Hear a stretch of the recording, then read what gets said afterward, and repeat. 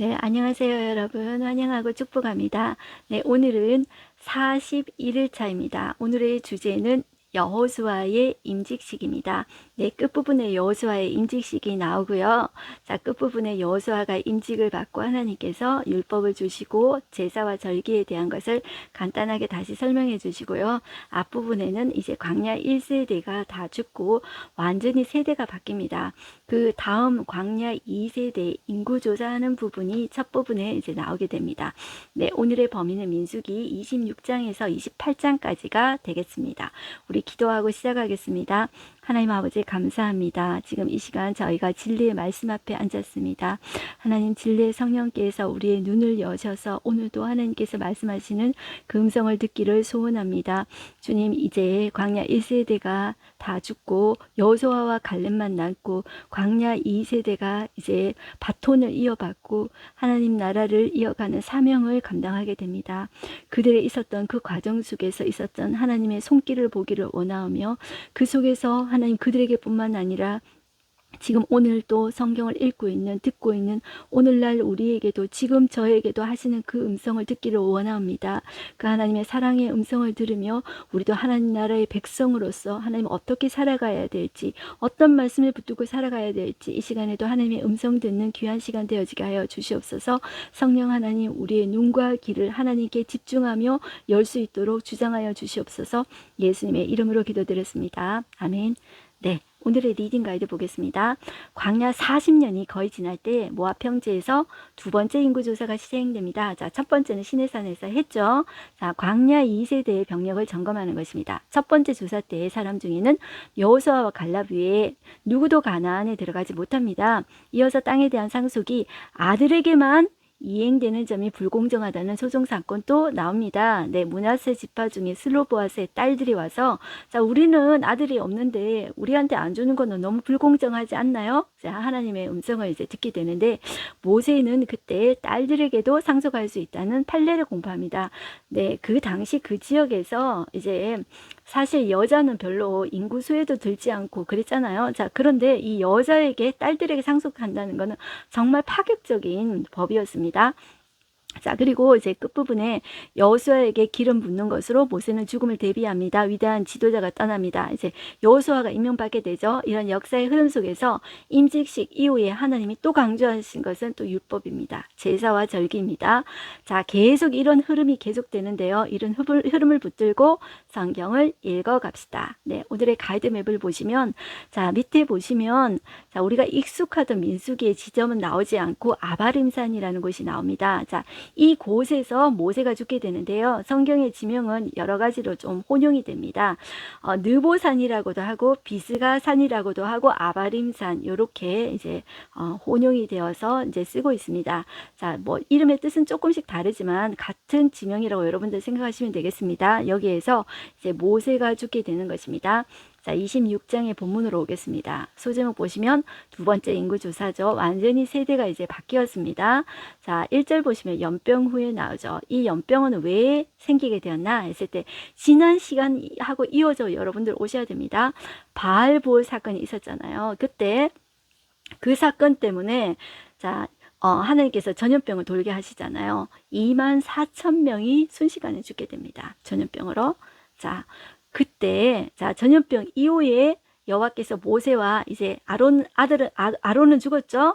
자, 그리고 그 아들 엘르아살에게 말씀하여 이르시되 이스라엘 자손의 온 회중의 총수를 그들의 조상의 가문을 따라 조사하되 이스라엘 중에 20세 이상으로 능히 전쟁에 나갈 만한 모든 자를 계수하라. 그래서 제가 전쟁에 나갈 만한 모든 자이기 때문에 국방부 병력 조사다. 네, 이런 말을 썼습니다. 자, 그래서 이제 병력 조사를 이렇게 쭉 합니다. 이렇게 쭉 하는데 뭐 5절 이스라엘 장자는 루벤이라 그래서 루벤 지파 몇 명 이렇게 쭉 나옵니다. 그런데 여러분들 이거 보면은 참 우리와 거리가 먼 것 같아 가지고 참 이제 마음이 불편하지 않습니까? 그래도 한번 여러분들 한번 쭉 읽어 보십시오. 자, 읽어 보시고 51절로 가십니다. 자, 51절에 가시면 자, 이렇게 이스라엘 자손의 총 계수된 자가 인구가 나옵니다. 60만 1730명이라고 그랬죠. 자, 요거는 군대 나갈 사람 군인들만 조사한 거예요. 그래서 자, 시내산에도 비슷하지 않았습니까? 여러분들 생각나실지 몰라요. 자, 여러분들 책이 있으신 분들은 자, 책에 그 표가 나옵니다. 여러분들 95쪽에 보면 표가 나오는데 1차 때 시내산에서 총 인구를 조사한 게 얼마냐 하면 60만 3,550명입니다. 그런데 2차 때 모아평지에서 세대가 바뀌었다 그랬죠. 조사한 것이 60만 1,730명입니다. 자, 얼마 정도 줄었냐 하면은 마이너스 1820명이 이제 줄은 거예요. 자, 여러분들 광야 생활이라는 것이 여러분들 낮에는 너무너무 더워서 구름이 없으면은 거기 살 수가 없어요. 그래서 그 광야에는 사실 여러분들 식물이나 물 같은 걸 구하기가 너무 어려웠어요. 그렇기 때문에 이스라엘 백성이 맨날 뭐 물 없다, 먹을 거 없다, 이것 가지고 원망하고 불평하지 않았습니까? 그리고 밤에는 너무너무 추워요. 그래서 불기둥이 없으면 살 수가 없어요. 그리고 또 원망하고 불평하는 것 때문에 많이 죽지 않았습니까?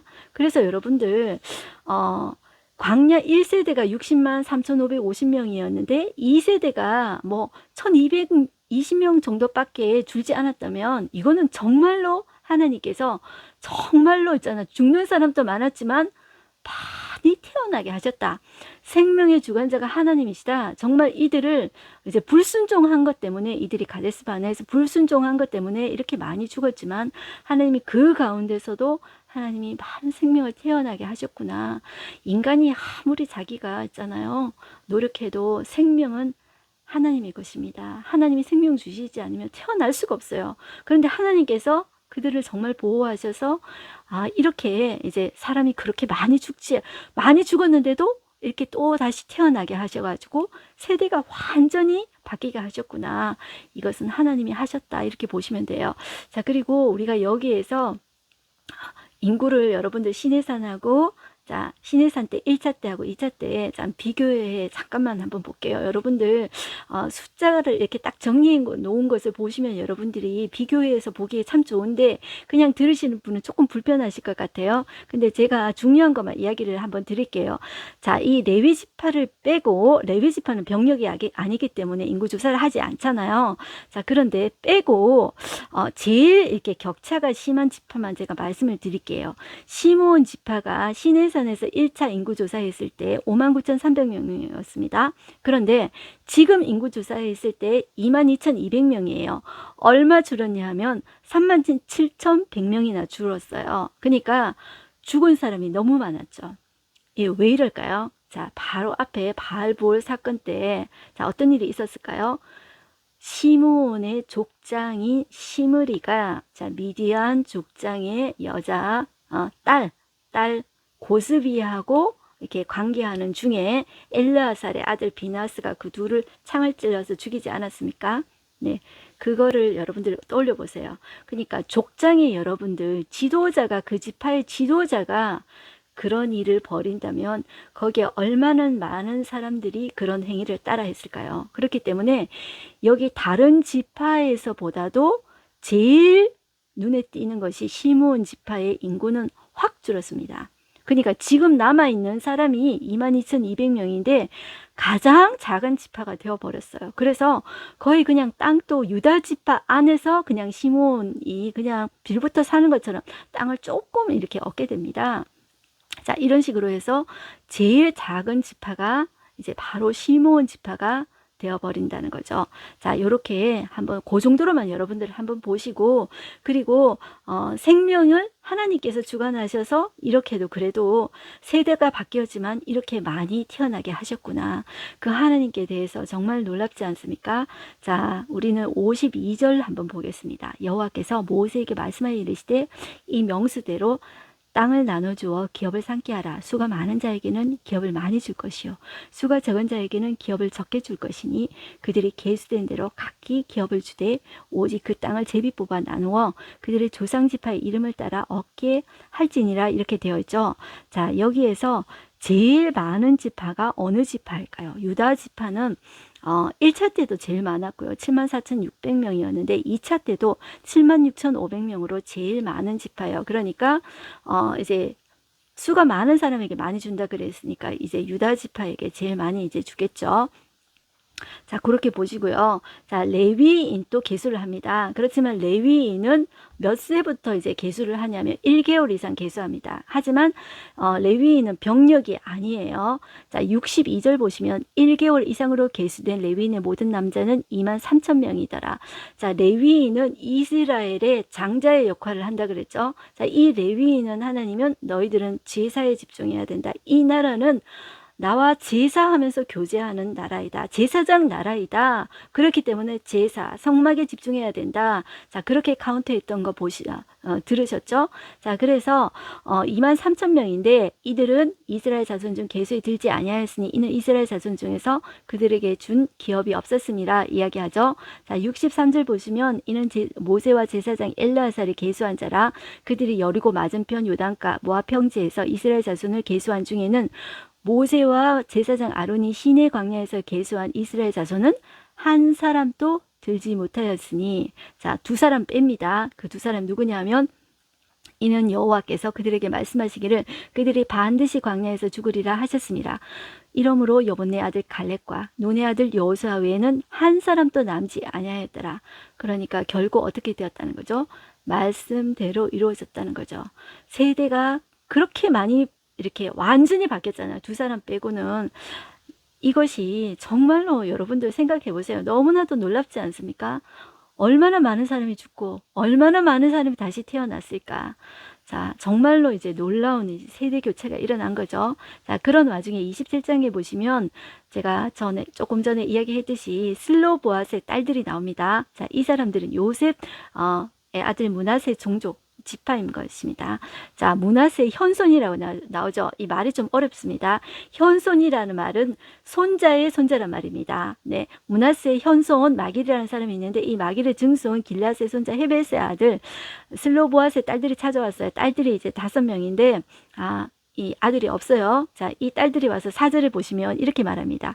어찌하여 아들이 없다고 우리 아버지의 이름이 그의 종족 중에서 삭제되리까? 우리 아버지의 형제 중에서 우리에게 기업을 주셔서 이렇게 말을 한 거예요. 그러니까 모세는 그 사연을 여호와께 아랜 거예요. 6절 여호와께서 모세에게 말씀하여 이르시되 슬로보앗의 딸들의 말이 옳으니 너는 반드시 그들의 아버지의 형제 중에서 그들의 기업을 주어 받게 하되 그들의 아버지의 기업을 그들에게 돌릴지니라. 너는 이스라엘 자손에게 말하여 이르기를 사람이 죽고 아들이 없으면 그의 기업을 그의 딸에게 돌릴 것이요 딸도 없으면 그의 기업을 그의 형제에게 줄 것이요 형제도 없으면 그의 기업을 그의 아버지의 형제에게 줄 것이요 그의 아버지의 형제도 없으면 그의 기업을 가장 가까운 친족에게 주어 받게 할지니라 하고 나 여호와가 너 모세에게 명령한 대로 이스라엘 자손에게 판결의 규례가 되게 할지니라.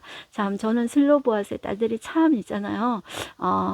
지혜롭다라는 생각이 들어요. 또 그런 선례가 있기 때문에 그 다음에 그런 일들이 일어날 때 설레가 되어서 이제 딸들도 기업을 받을 수 있게 되었다. 그게 얼마나 이제 감사한 일인지 모르겠습니다.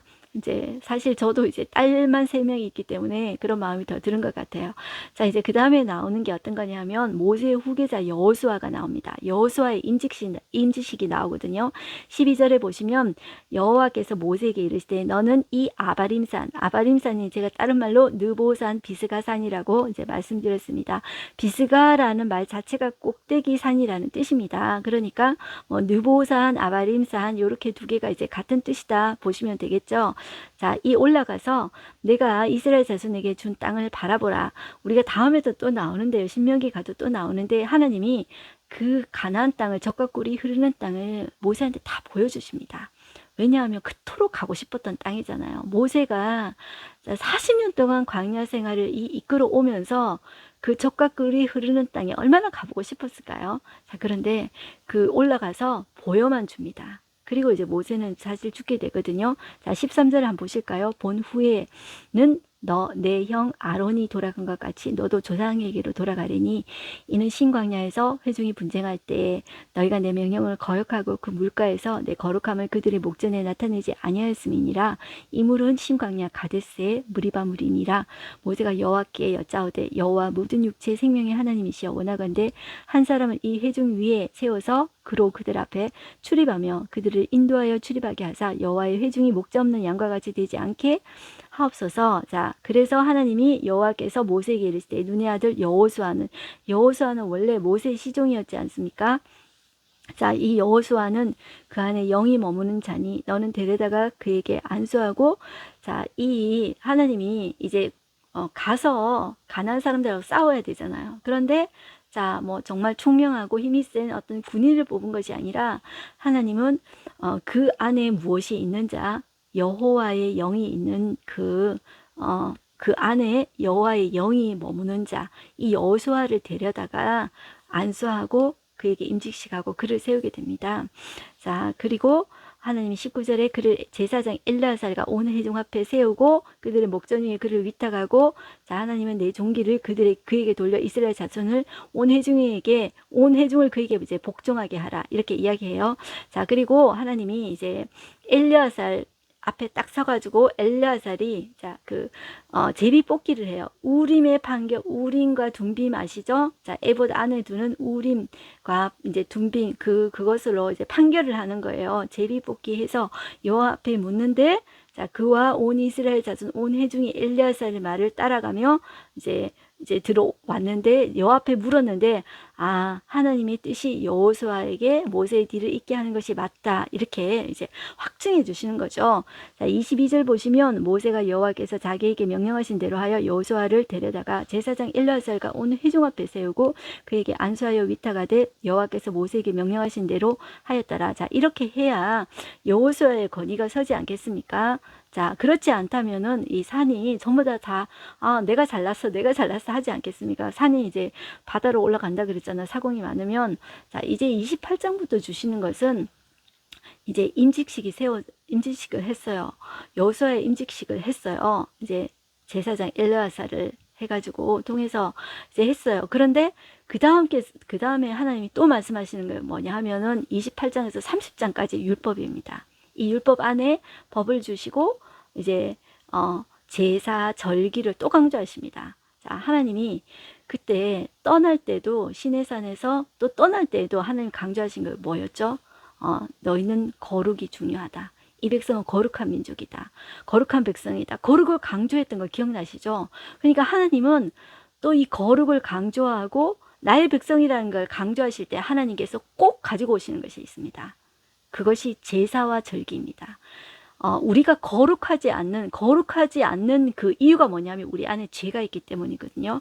그런데 제사를 통해서 내 죄 때문에 동물이 죽는구나, 내 죄 때문에 이런 끔찍한 일이 일어나는구나, 이렇게 하면서 죄에 대해서 정말로 이 죄는 지어서는 안 되는 거구나, 이렇게 생각하는 거예요. 그렇게 되고 우리는 하나님의 그 거룩한 백성이야, 거기에 대한 각성을 하게 됩니다.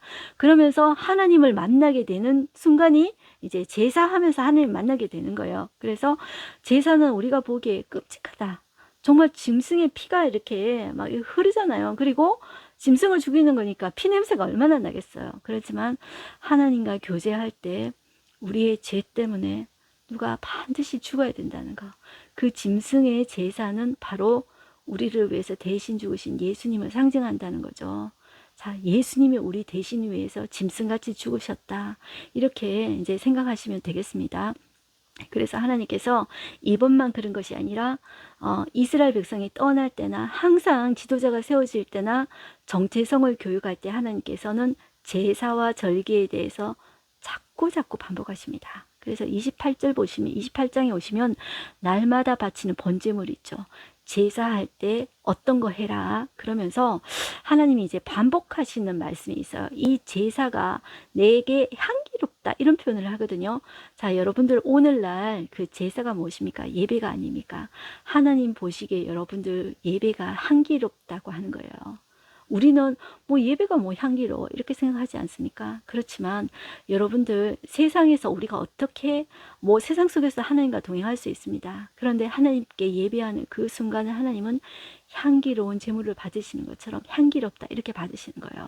자, 세상 사람들이 생각하기에 제사 그 끔찍한 장면인데 그게 뭐 향기로워, 그런데 하나님은 향기롭다, 이런 표현을 반복해서 하시는 거예요.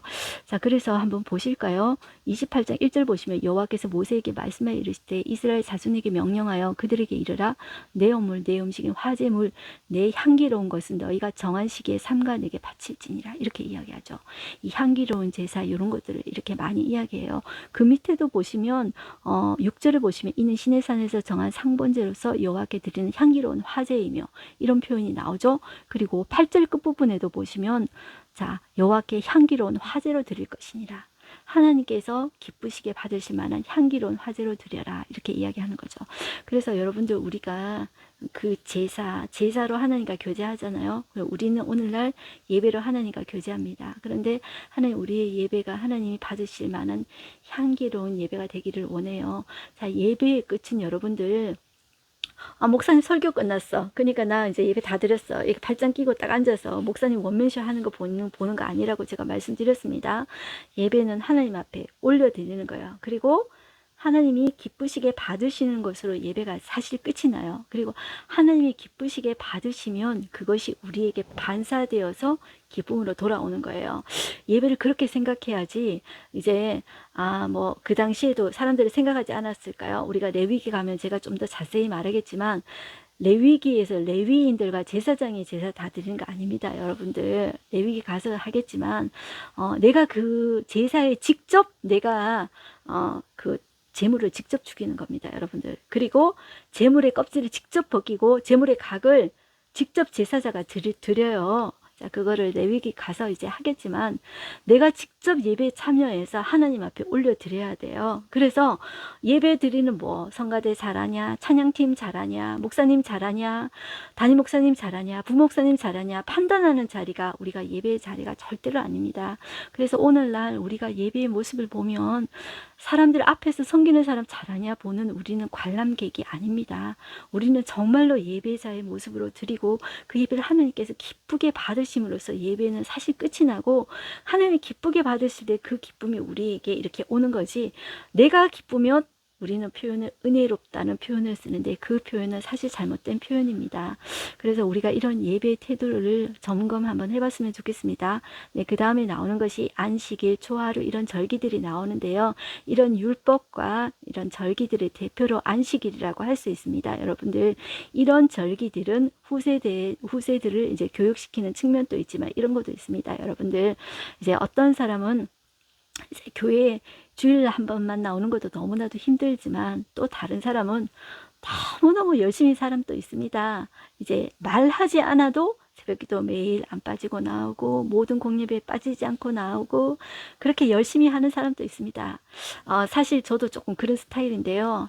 저는 하나님 앞에 기도할 때 오래 살게 해달라고 절대로 기도하지 않습니다.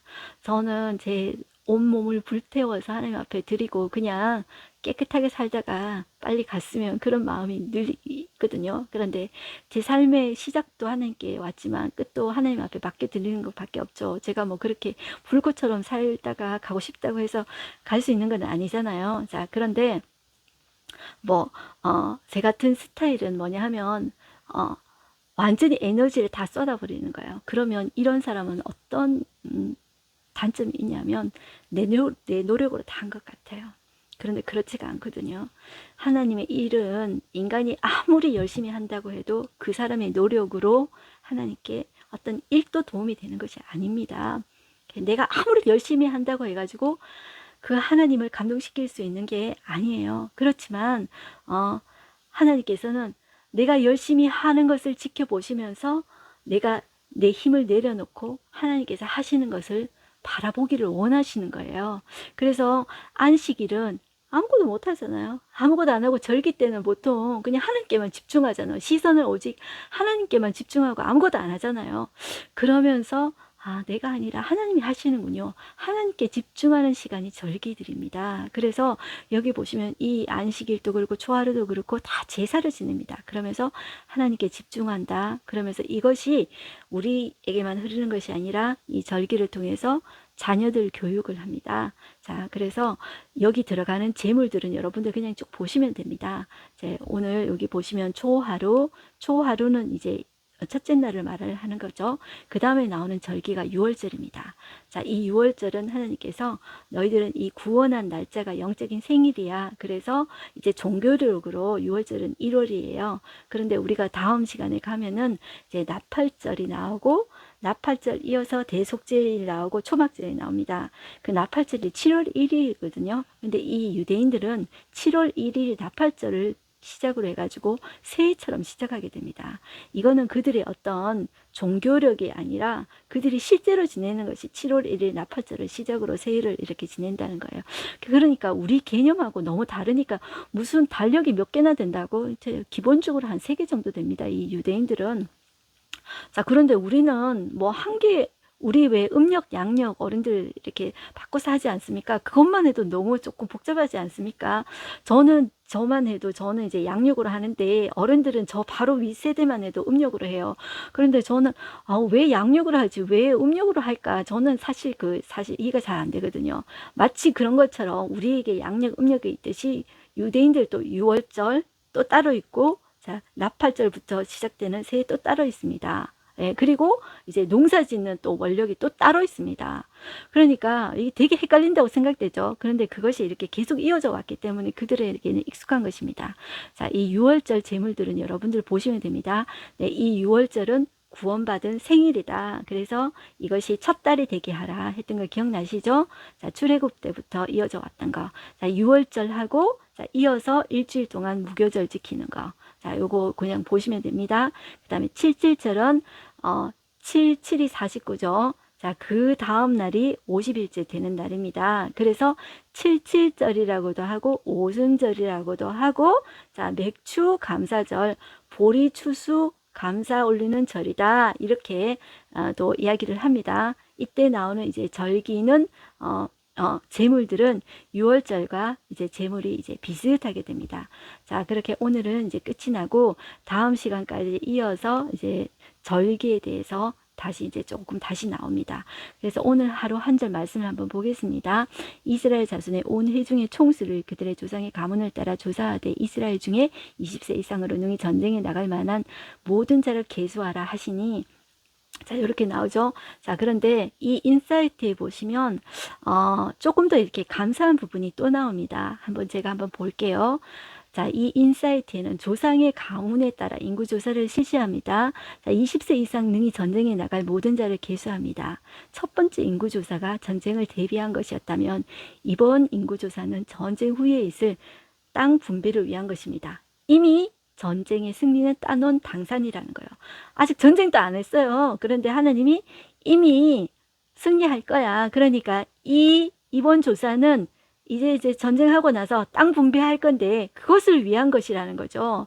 자, 그래서 승리를 전제한 조사다. 이렇게 이제 설명을 덧붙였습니다. 참 감사하죠. 여러분들 광야 2세대로 인구가 이렇게 바뀌었지만 여호수아 갈렙 외에 다 죽었어요. 그렇지만 생명의 주관자 되신 하나님께서 다시 태어나게 하시고 하나님의 나라를 이끌어 가십니다. 저도 우리 교회를 생각할 때, 이 나라를 생각할 때 앞으로 어찌 될까 걱정이 됩니다. 그렇지만 하나님께서 새 민족을 일으키시고 다음 세대를 다시 일으켜 주시고 뼈대를 세워 주시고 살을 붙여 주시고 하나님의 생기가 사방에서 들어와 하나님의 이 백성이 군대가 되어져서 다시 한 번 더 하나님의 손에 쓰여지는 하나님의 복음을 증거할 수 있는 그리고 세상 속에 증인이 되어줄 수 있는 민족으로 선교할 수 있는 민족으로 다시 한 번 더 하나님 우리 이 민족을 사용하여 주시옵소서. 이렇게 정말 기도하고 있거든요. 여러분들 우리가 사는 것이 하루하루 더 산다고 중요한 것이 아니라 내가 하루를 살아도 내가 하나님 나라 백성으로서 내가 하나님의 자녀잖아요. 그 하나님의 자녀로서의 자부심을 가지고 하나님 저로서 끝나는 것이 아니라 우리 가정, 우리 자녀 그리고 한 사람이라도 하나님 변화되어야 됩니다. 자, 하나님 증거하고 가는 증인 되어지게 해 주십시오. 여러분들 내가 뿌린 것들이 언제 거둘지 모릅니다. 저도 제가 고등학교 때 제 친구랑 이렇게 제 친구 중에 이제 그 대학 갈 애들하고만 제가 놀았는데 그때는 제가 정말 예수님 영접하지도 않았어요. 그냥 우연히 제가 친구한테 이제 불교 믿는 애하고 무신론자 애하고 있었는데 야 너는 부처에게 왜 절하냐 부처는 돌이야 그러면서 진짜 신이 아니야 하나님은 진짜 존재하는 신이야 제가 이제 그렇게 이야기를 했어요. 저는 그 당시에 하나님을 존재한다는 거는 알았지만 저는 하나님 되게 싫어하던 때였거든요. 왜냐하면 하나님이 우리 가정을 너무너무 어렵게 하셨어요. 저희 아버지 이제 서원에 있었는데 그 서원을 안 지켰대요. 저희 아버지가. 그래서 저희 가정에 풍파가 닥쳐왔는데 저희 동생이 막내 동생이 선천성 거대 결장 그러면서 태어나면서부터 이제 대변을 못 봐가지고 옆에 난지 7일 만에 수술해가지고 인공항문 달아가지고 초등학교 들어가기까지 그렇게 있었거든요. 그래서 큰 수술을 엄청 많이 했어요. 그래서 그 당시에 그런 수술을 할 수 있는 병원이 한국에 몇 군데 없었어요. 그러면서 저희 아버지는 재산을 다 헌금하고 저희는 시골에서 정말 선앙당에 있는 데서 아버지 시골에 가서 목회하고 이러면서 온 가족이 정말로 이제 너무너무 힘들게 살았어요. 그래서 저는 하나님이 존재한다는 사실은 알았지만 그 하나님이 너무 우리를 고생하게 하셔가지고 그 하나님이 너무너무 싫었거든요. 싫었는데도 하나님 존재한다는 사실을 알았어요. 그런데 그 친구한테 야 하나님 있어 그런 이야기밖에 안 했거든요. 근데 그 친구가 그 말을 듣고 이제 하나님이 있기는 뭐가 있어 이렇게 했는데 그 마음속에서 그 말이 떠나지가 않더래요. 진짜 있으면 어떻게 할래? 어떻게 할래? 그 말이 그 마음속에 떠나지 않더래요. 그건 누가 하셨나요? 성령 하나님이 하셨죠. 그래서 얘가 이렇게 말했대요. 이 말이 떠나지 않네. 내가 만약에 대학 들어가면 나는 정말로 교회 가야지 이렇게 했는데 얘가 교회를 다녔는데 지금 사모가 되었답니다. 너무나도 하나님의 역사는 놀랍죠. 그래서 저는 내가 언제 전도했는지 그걸 몰라요. 그런데 저는 정말 20년이 넘고 나서야 그 친구가 제 말 때문에 예수님 믿게 되었다 이렇게 말을 하는 것을 들었어요. 왜 너무나도 감사했죠. 여러분들 내가 한 것을 나는 모릅니다. 내 말을 듣고 누가 예수님 믿게 된지는 모릅니다. 천국 가면 우리가 알겠죠. 그렇지만 예수 믿는 사람은 반드시 드러나게 되어 있습니다. 정말로 예수 믿느냐, 예수 생명이 그 안에 있느냐 없느냐가 중요하죠.